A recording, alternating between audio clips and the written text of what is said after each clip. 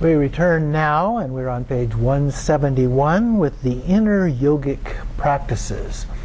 So the inner yogic practices are often associated with the completion stage, or generation stage and completion stage. So this is described now. So what follows is a series of contemplations based on the seed syllable or the mantras of the deity.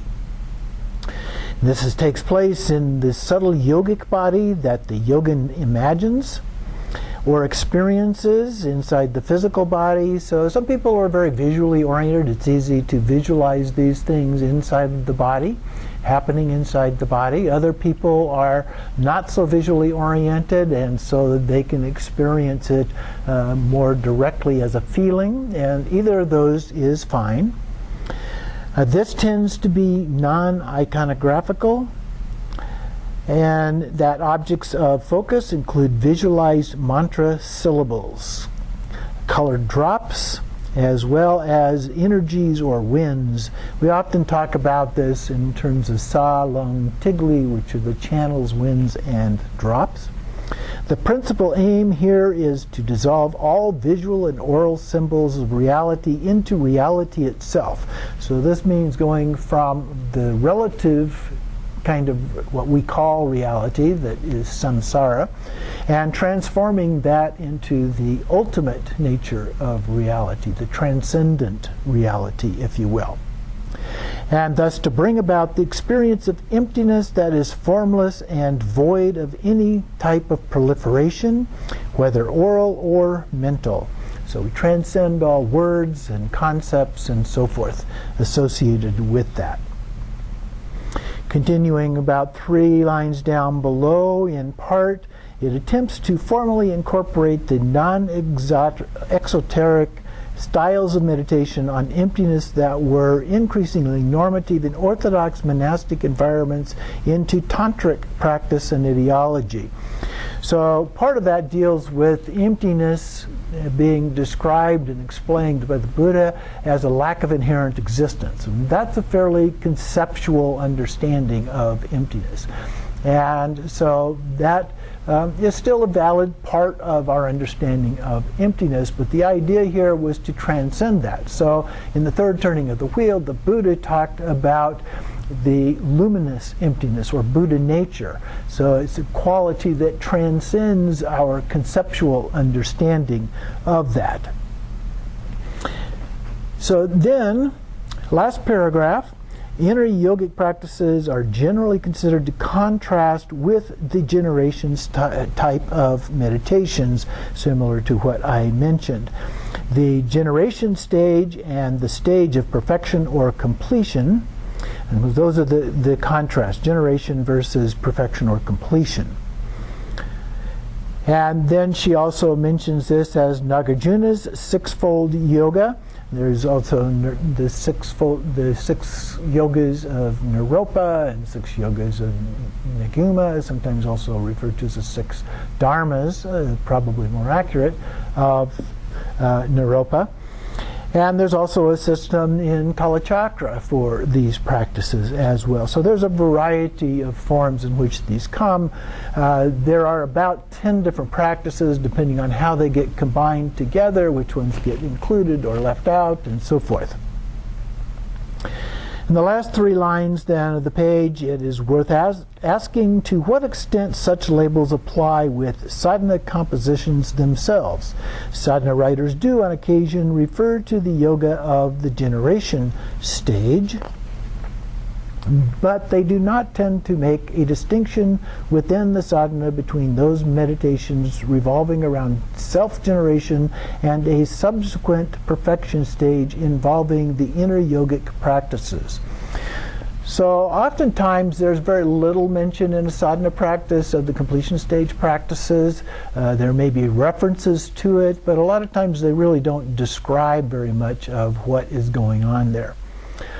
There are some cases in which these practices, or at least the initial visualization parts of these practices, are described as a part of the very end of the generation stage, and then it moves on into the completion stage practices at a more advanced level of these. So there are different ways of doing that. the guideline is follow whatever the sadhana says. So be sure that you just do that. It's also, as I might point out, helpful in terms of trying to understand the illusory nature of things. When we see that it's not one particular fixed approach, that helps us get a better understanding of the illusory nature of these practices as well. They are taking place in our mind. Then skipping down about 5 or 6 lines, in the top part of 172 here, what practitioners or scholars practitioners of the time actually meant by the terms here, utpatti krama and utpanna krama, so that's generation and completion stages, is by no means as clear as current secondary literature makes out. So secondary literature would be commentaries and descriptions of the actual sadhanas and so forth. The tremendous complexity of this distinction, it gets to be very difficult to know. As I mentioned, you may have some of those practices included in the generation stage, it may be in the completion stage may not be completely described, and so forth. And then in the next paragraph, the generation stage goes through a series of steps with the yogin in the form of the deity. The aim is to ultimately realize non-dual emptiness free of the mind's proliferation, although the meditation itself relies on prescribed sequences involving just such proliferation. So it's a little bit ironic in a way, for example, when we talk about emptiness, and we talk about it being ineffable, beyond words, concepts, and so forth, and yet there's book after book after book on the topic of emptiness. Similarly, in the Dzogchen tradition, with the Trekchö practice, which is one which transcends any specific object of focus, and non-conceptual in all of the descriptions about it, and yet there's book after book after book describing that as well. So the ideal book, I think, would be the one when you open it up and all the pages are blank. Continuing on then, the aim is ultimately to realize non-dual emptiness, as we mentioned here. And so then a few more lines down, there is evidence that there was a dispute, probably a long-running one. And then one author here, Ratnakarashanti, was content to see the generation stage as a necessary preliminary for ensuring higher stages of practice. Isaacson also cites some other authors who were dismissive, even contemptuous of it. A thornier matter, according to our author, Elizabeth English, is determining what exactly these higher practices were and how they were to be classified. As I mentioned, there's a variety of things going on here. Isaacson explains the perfection stage as the yoga of cultivating the sahaja, or innate nature of the sadhaka or practitioner, him or herself, and of other beings. It is the innate in that it is already arisen and does not need to arise or be produced. And so this is similar to the idea of Buddha nature, that it is innate, it is already there, we already have that, we just need to be able to remove the shrouds of that. Or there's an alternative version in which our Buddha nature is compared to a seed that needs to be nurtured and given water and sunlight and soil and so forth in order to grow into a fully enlightened Buddha. But the practices are the same regardless of the metaphor being used. In other words, the deity already exists within the practitioner's deepest convictions and is thus already born. Clearly a process that no longer needs a meditative apparatus of generation, such as the 5 awakenings, which would be the 5 wisdoms of the 5 Buddhas. At this point, I would say that even though maybe we no longer need the generation part of this practice, it is still very common in the descriptions of these various yogic forms of completion stage practices to begin with a manifestation of the particular deity, Vajrayogini being the most common of those, but it could be a form of Vajravarahi or some other deity as well. But when we've gone through these practices of generating the deity over and over and over again, we have a very clear image of the deity. It's very easy for us then to arouse that. And so instead of going through this step-by-step process that is described in the generation stage, it is fairly often described either in a summary form of that or instant appearance in that form, us as the deity and the completion of that generation stage process. Continuing at the very bottom of the page, the last two lines then, indeed it relies upon the cultivation or contemplation of a sensation of great bliss that spreads throughout the sadhaka's body, and then it is to be imagined pervading the entire universe. The chief tool is a progressive form of sexual yoga, moving from imaginary to symbolic to actual practice with a female consort. Now, that may be one particular form of it, but it's more common to describe it in terms of karma mudra, jhana mudra, and mahamudra. Although the order can vary sometimes. Sometimes the karma mudra is done first, sometimes the jhana mudra is done first. In fact, I would say that the latter form is the one that is the most common, because what happens is that we go through the imagined form of doing this until we've mastered that part of the practice, because sometimes we need a text or other thing to help us as we learn to master the jhana form of doing these practices. But once we have mastered it in the imagined form, then we can do the karma mudra with the actual consort until we have mastered that and we transcend that into the mahamudra form, which is a transcendent form in most cases, although here Elizabeth English a number of times talks about it in terms of being linked with the sexual practices as well. Most teachings on Mahamudra do not include any reference whatsoever to the actual sexual practices. Continuing on then, we're on the top of page 173 in the top paragraph, a little over halfway down. But Isaacson points out that other authors define the perfection stage quite differently. For example, focused on an accelerated means of practice, but maintained that it is still fully iconographic. So a variety of different ways that it is described here. And she goes on through some of these descriptions in the next couple of pages. So we'll continue on page 174, the last long paragraph there. The inner yogic practices move beyond the iconographical visualizations and focus on experiences produced inside the meditator's body. This involves the internal, subtle, or yogic body into channels, as well as chakras. And so here she gives a description. There are 3 main channels, about 1/4 of an inch in diameter, with the central channel being a little bit larger than the 2 side channels.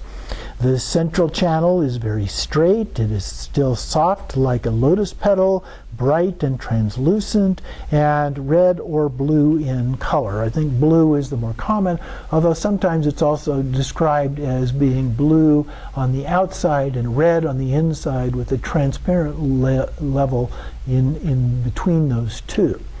There are also other colors in special cases.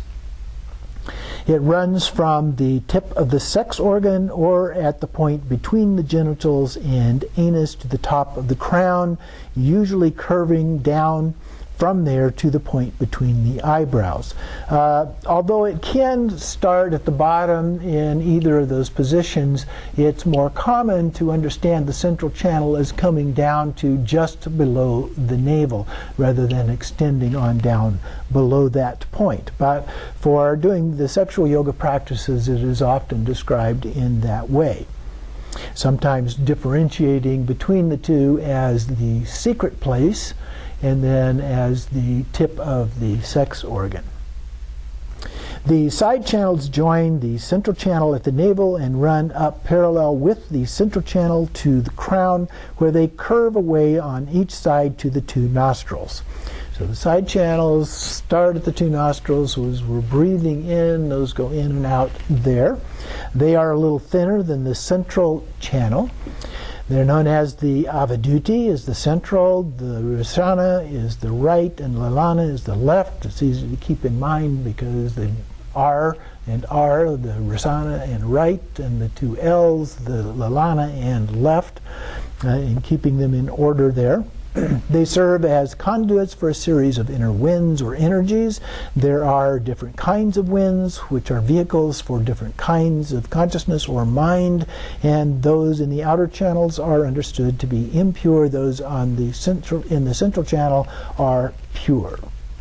The three main channels then are assisted by 120 principal channels and 72,000 subsidiary channels. So at each of the chakras there are branches there, and so these branches in different numbers, different colors and so forth branch out, and then in each of those is branch out further and so forth. So throughout the body then we have a total of about 72,000 channels. Normally the winds are unable to enter the central channel because the two side channels twist around it at 4 vital points like knots, obstructing their flow. And so these are the chakras, and those particular points are described here as the head, throat, heart, and navel, which is the most common form of this. Or she describes it as head, heart, navel, and sex organ. Usually the throat is still included, so in that case there are 5 chakras, another variation that we sometimes run into. So it depends on the particular practice that you are doing and the description in the sadhana of how many chakras there are. We don't have in Buddhism a fixed number of chakras the way that the Hindu tradition has. The 3 main chakras also carry a flow of nectar between the chakras, namely urine in the Lalana, sometimes male semen, blood in the Rashana, the female semen, and or bodhicitta in the Avaduti. It is sometimes understood as a fusion of male and female components, wisdom and means. Oftentimes associated with this at the channels are the red drop of the female just below the navel and the white drop of the male at the crown of the head. Each of those has a little bit of the other. Those are installed in those positions at the time of conception. But those become part of these yogic practices, inner yogic practices that we are discussing here. The purpose of the yogic meditations is to bring the winds from the outer channels into the central channel, the Avaduti. The winds are said to do this naturally at death, so the yogin's ability to manipulate them at will indicates his transcendence of death, at least a symbolic form of that. Then we continue a few lines down. The yogin is to use his absorption in the Vam syllable or its subtle sound, the nada, to manipulate the flow of the outer winds. When he causes or she causes the upward wind, here, prana, and downward wind to enter the Avaduti, an experience of intense heat arises through the channel from the navel, characterized as fire or chandali. It is also understood as the red female essence. So when we do the Tummo practice, which this is referring to, this heat arises and the red drop, there's a flame right below the red drop in the central channel, and that heats up the red drop, which melts and ascends, goes up to the crown, melts the white drop, which then descends, and then this then spreads out throughout the body. The heat spreads throughout the body. And so the male essence is visualized in the topmost chakra to melt, and it then does so, flows down and blissfully pervades the 4 chakras in turn. The yogin is said to experience 4 kinds of joys or blisses as a part of this. So we have a practice called the 4 joys or 4 blisses that this refers to that culminate in the highest kind of bliss, sahaja or innate bliss. In this blissful state, dualistic perception is said to be transcended. Now, the 4 bliss practice, the Tummo and the 4 bliss practice are usually separated from each other, and then that is also followed by another practice called the 4 empties. And so, continuing on 176, below the large quote at the top of the page there, in the middle paragraph, the entire world, the cremation grounds, the mandala and its goddesses, and the yogin himself or herself, self-visualized as Vajravarahi, each dissolve into each other so that only the bomb remains. This also dissolves away from the lowest part of the syllable so that only the uppermost particle or nada remains. This reaffirms the yogin's inner experience of non-duality, expressed here in terms of the highest point, clear light, or yuga nada, the infusion of the pair of emptiness and radiance. And usually that 4th practice that I mentioned, the empties, is where those 2 get combined as a part of that. But this is another way of doing it. Now, the description here of this dissolution process is similar to what is often done in the generation stage practices toward the end. The 3 main parts of those practices are first the visualization, and then mantra recitation, and then the dissolution and meditation, and then we reappear as the deity as a result of that. So it happens in a very similar way to what is described here. So we dissolve, if there's a mandala, we dissolve the mandala into the body from the top down and bottom up, into the heart, which can vary a little bit in exactly how that is described. But then the disc with the mantra around it dissolves into the seed syllable. The seed syllable from the bottom up dissolves, and the bomb is kind of like a square, and so it dissolves up through that. And then seed syllables typically above that have a crescent, a tigli or bindu, and then the nada, which is a little squiggly line above that. And so again, it dissolves up through each of those and then into emptiness. Now in this case, it stops at the nada, and so that becomes an alternative point of focus here. So in the quote at the bottom of the page, the indented part here in the middle of that, so one enters the clear light, and then in this way, again and again, the yogin should enter the clear light and rise out of it again. So one of the ways that this practice can be done, depending on what is described in the sadhana, is we go into this nada, and then we come back out as Vajrayogini. We go back in as the nada, back out as Vajrayogini, and so forth. An alternative to that is sometimes given as going in and out of the emptiness, past the nada, so to speak, into the emptiness, and then coming back out as Vajrayogini. My guru, for example, said that during retreat, if you get too tired during the long visualizations that may be associated with the practice, then just do mantra. And then when you get tired of mantra, go back and do the visualization and so forth. So these are sometimes done as alternative practices, but they also have an effect of helping us to then merge these things together. Excuse me. By entering and leaving this clear light again and again, the yogin directly experiences the yoga nada produced from the non-differentiation of the 2 truths. 2 truths being relative and ultimate, so the form and then the transcendent or empty form. Another yogic practice is to take the deity's mantra or seed syllable as the object of internalized meditation and to circulate the syllables through the body via the central channel. So the order being described here is a little bit different than traditional generation stage practice. But this is another part of the mantra recitation that is often described, which can be done in a number of ways. Usually the mantra is visualized as circling around the seed syllable on the moon disk or sun disk as a seat for that. And then we just recite that however many times that we can during the practice. A few times if we don't really have time to do a long practice, like a daily practice, for example, or if we have more time on a weekend or during retreat, then we often typically do many more of those as a part of that. But here it is talking about this kind of a practice, the seed syllable as the object of focus here. And then a couple lines down below that, the mantra is to be simultaneously recited and visualized in coordination with the incoming and outgoing breaths. First, the yogin visualizes the moon disk at the navel chakra, upon which he sees Vajravarahi seed syllable Bam, or the subtler nada, depending on which version we're doing here. Then he begins to recite her mantra in the 10-syllable form.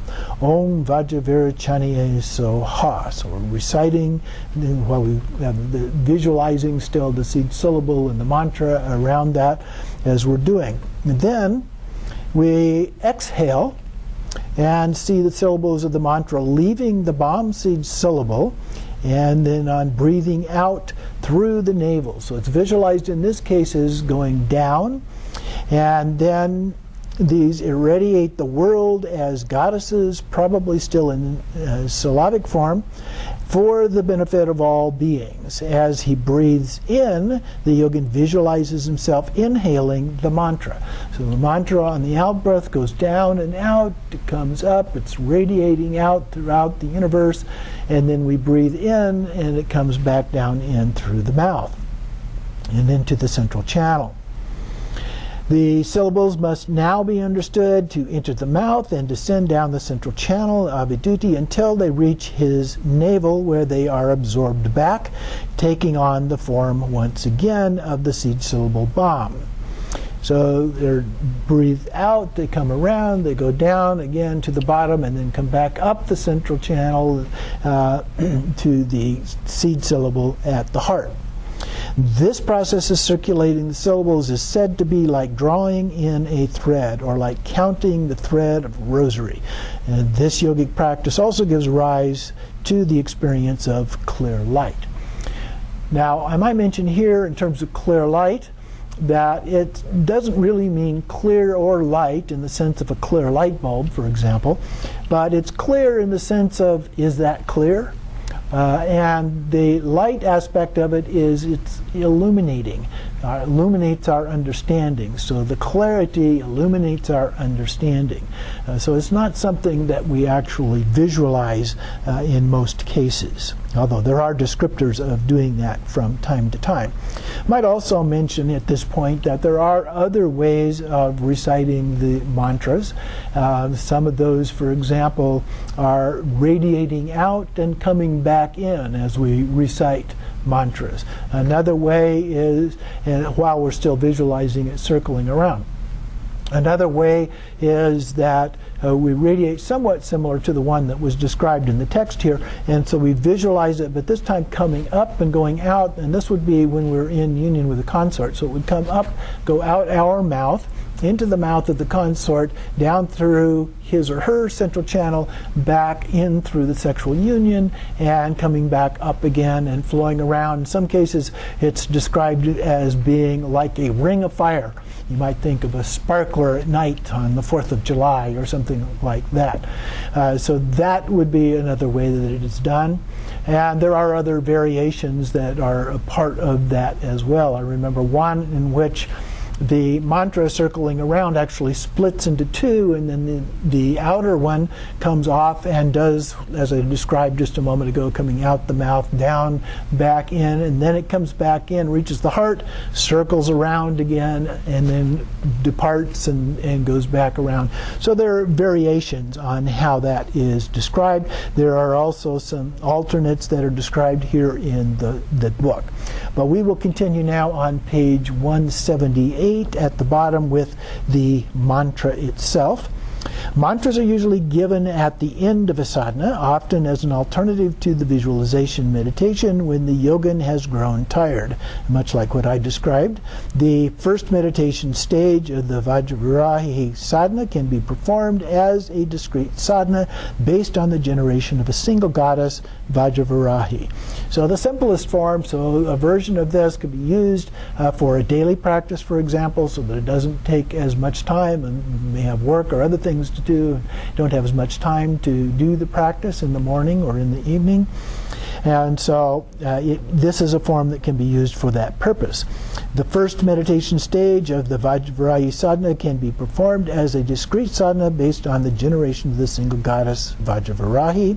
So Vajravarahi's mantra with 10 syllables, Om Vajravarachanye Soha.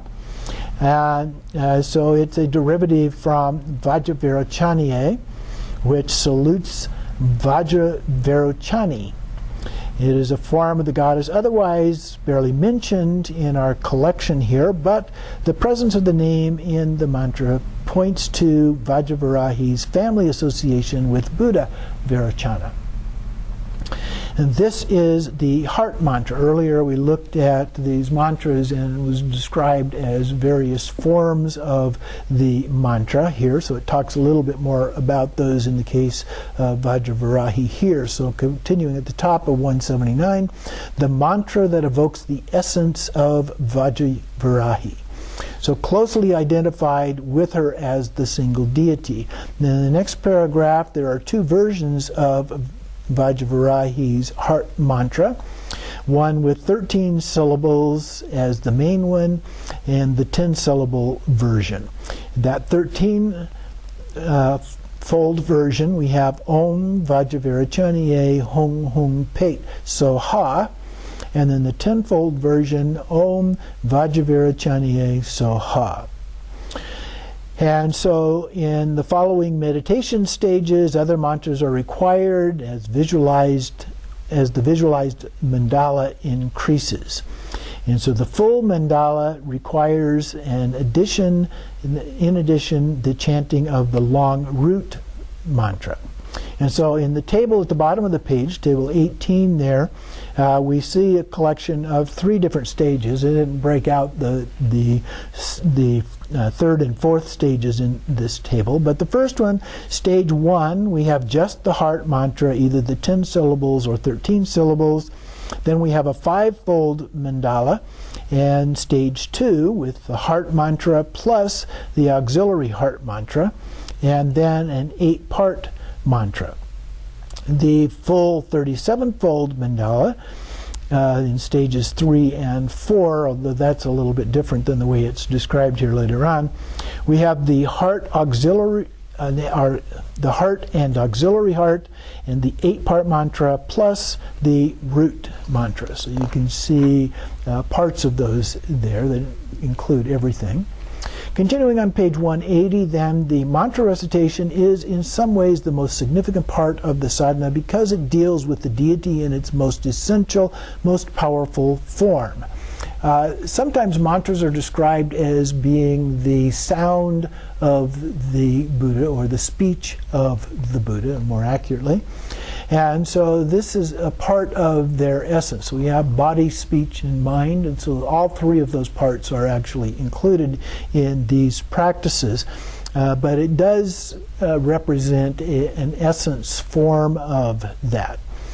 And so here we have the refraction of the divine reality, even more subtle and all-pervasive than its iconographic manifestation. In the Vajra Mandala, Marpa described the mantra as the heart of the consort like a reflection in a mirror, clearly appeared unobscured by her form. So we could see it regardless, even though the deity was clear, in this case the Vajra deity, but we can still see through that because the deity is transparent, like a rainbow, like I was describing earlier, and we can see what is inside of that. And then it should be recited properly with resonant tone, neither too fast nor too slow. Now those are a little bit vague in nature, so the common way that I have been taught to do mantras in terms of speed, not too fast, not too slow, is that it should be at a relatively fast rate, but you should still be able to hear each of the syllables as you recite that. And so as you become more familiar with the mantra, you can recite it a little bit faster, but you need to be able to still hear each syllable as a part of it. Now that doesn't mean that people around you need to be able to hear each syllable as you pronounce that. That would require, in most cases, that you actually go even slower as a part of that. But most lamas recite these mantras at a fairly rapid pace. But you can go too fast as well. The next paragraph then, a favorite theme in tantric text is the supreme power of the mantra. A wish-fulfilling jewel or a wish-fulfilling tree, and it guarantees speedy results. For example, within 6 months, we can receive those kinds of success. In 1 month, it's said to bring out a confirmation of progress, such as a dream or a vision of the goddess. 6 months is said to bring out specific goals, and for a year is said to bring out magical powers or cities.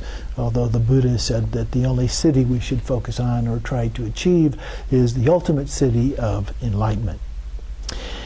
Its rather brief handling of the matter of city is perhaps an indication of the Vajravarahi Sadhana's enlightenment or liberationist concerns here. So the focus is on liberation, on enlightenment, not on magical powers of some kind.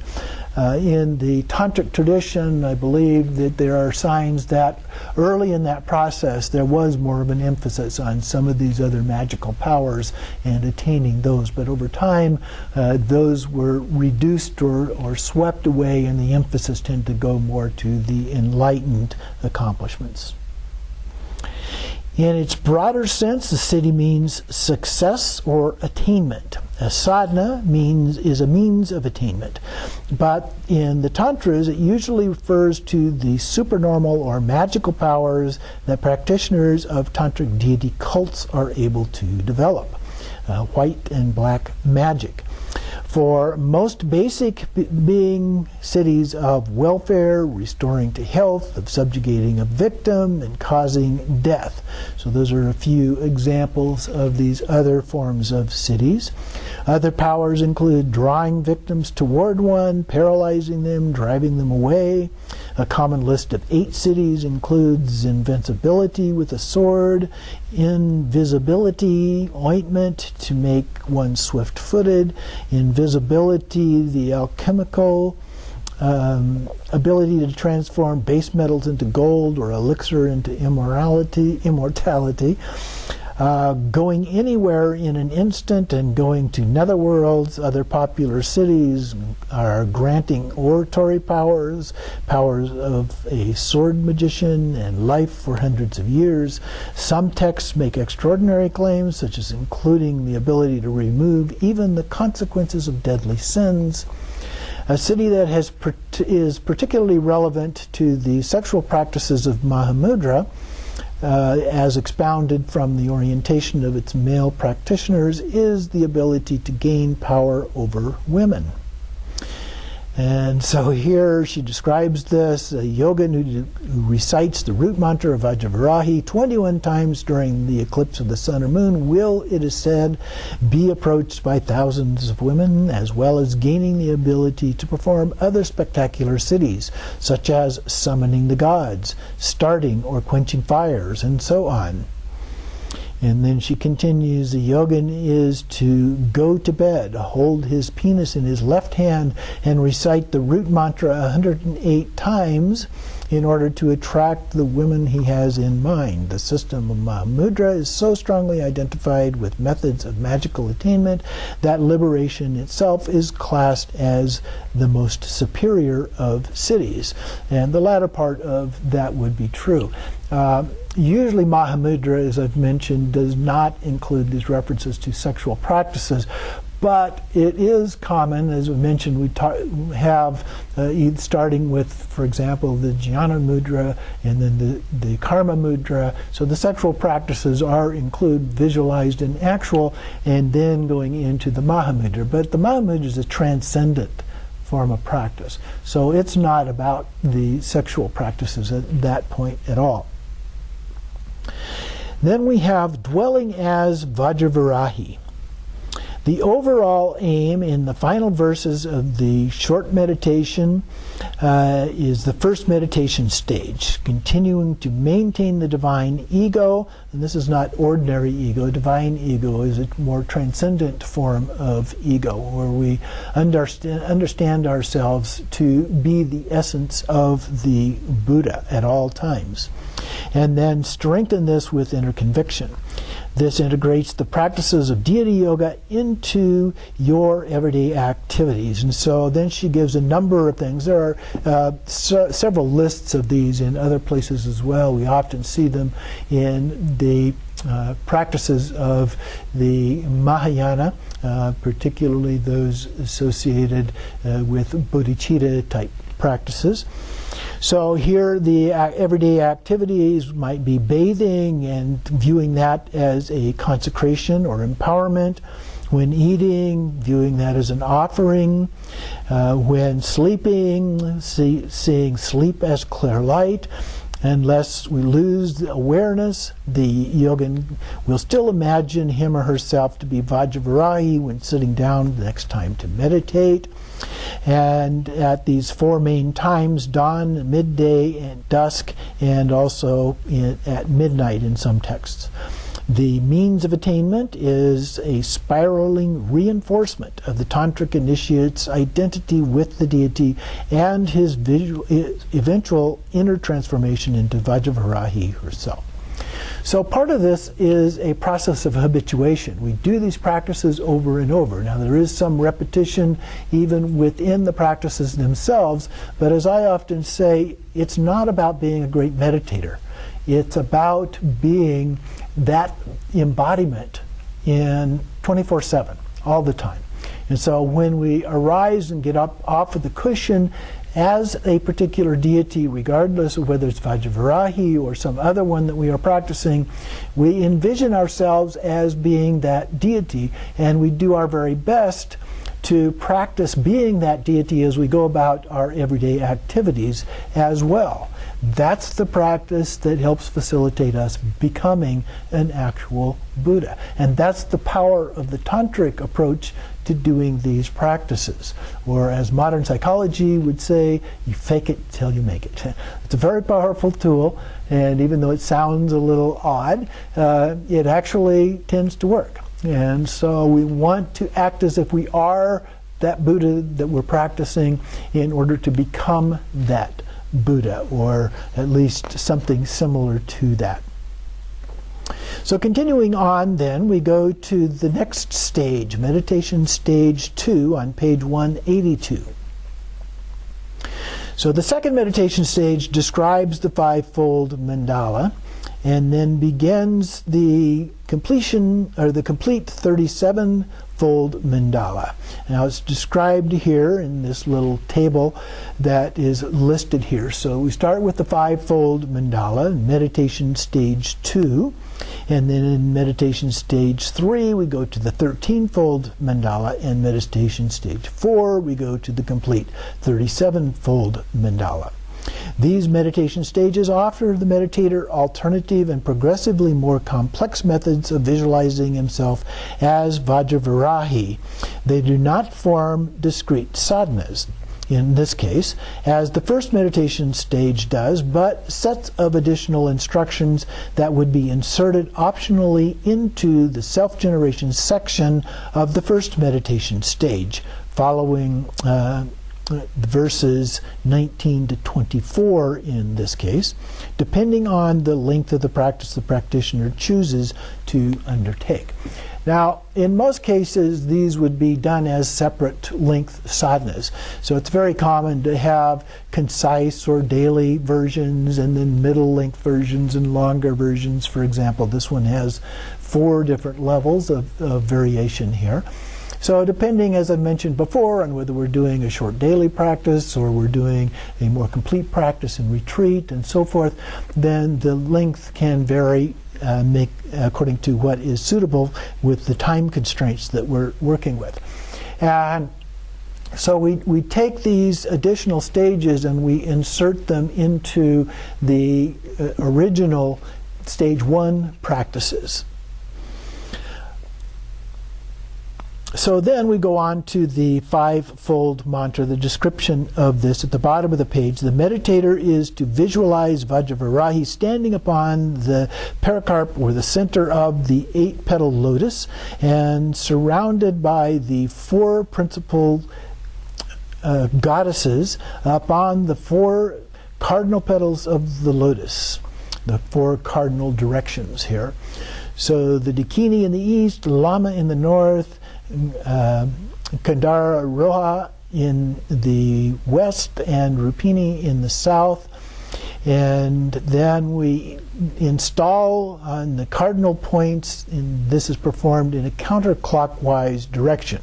It also mentions the intermediate ones would be installed in the clockwise direction, but this we don't have those additional intermediate points there.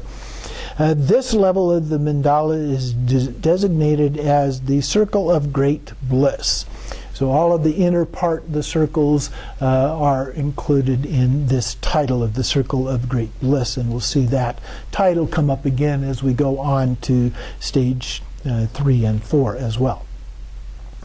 The dakinis are similar to that of the mandala leader in the way that they are described, and so we have the naked Kapalika deities, the warrior stance with 3 eyes, loose hair, 5 tantric ornaments, terrible fangs, garlands of oozing heads, the corpse thrones, and the chaplets or crowns of Vajras.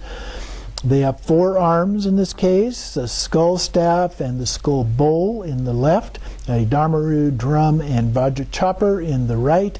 Each goddess is a different color according to the direction. So starting in the east, you have a blue, dark blue, or blue-black, a green, red, and yellow.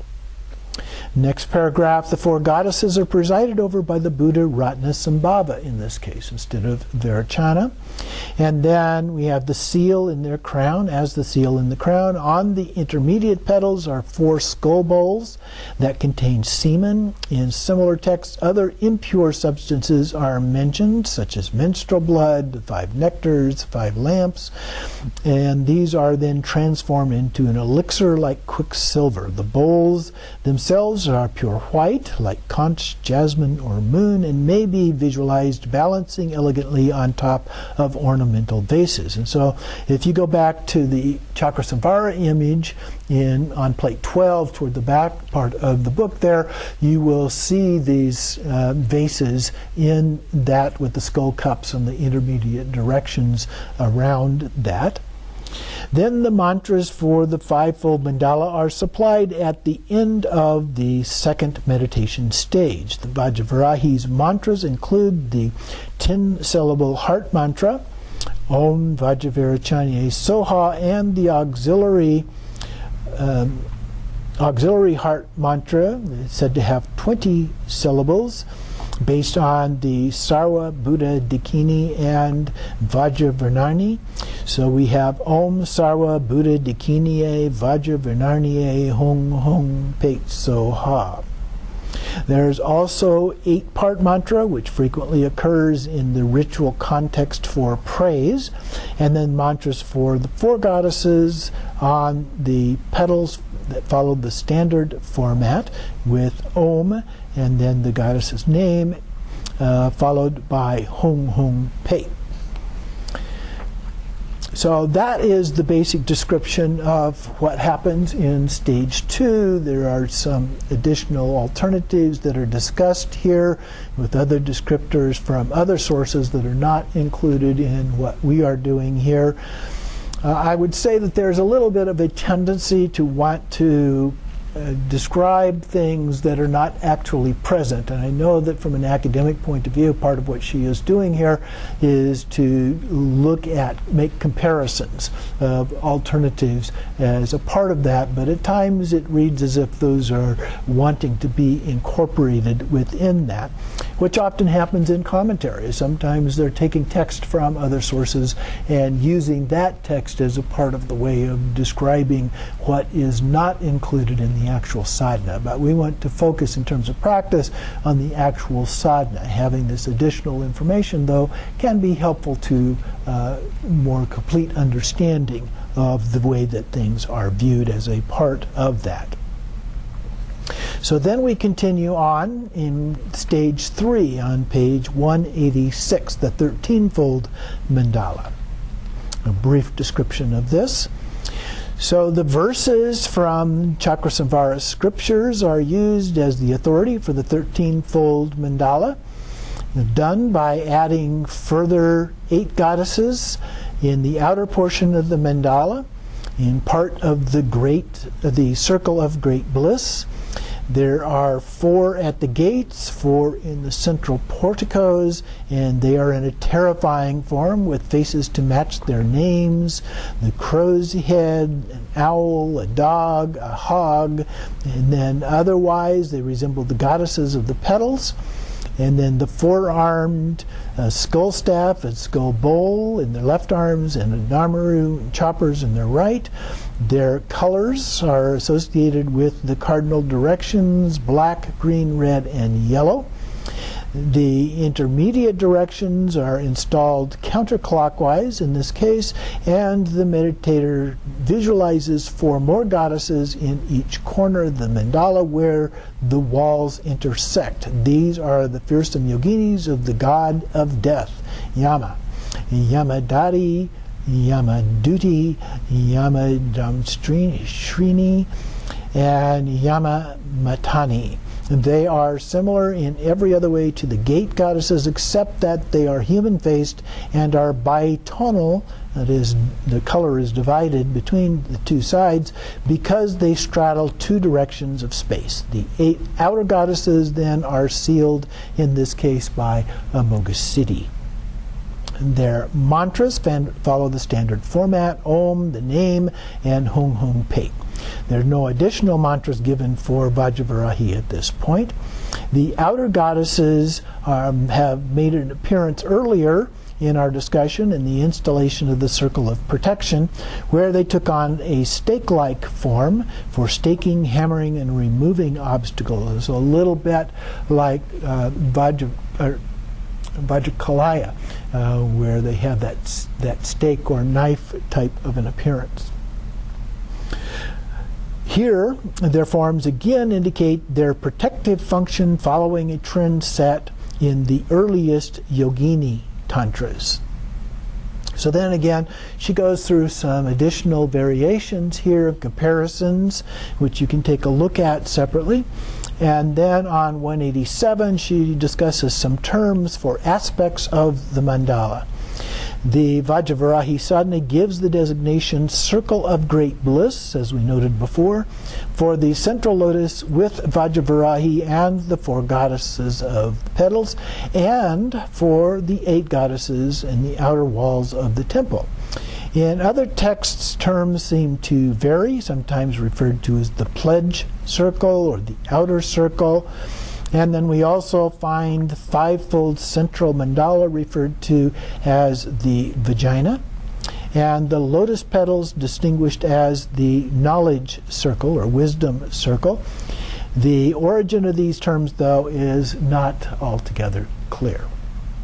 So that concludes our discussion for this week. Next week we will continue with stage 4.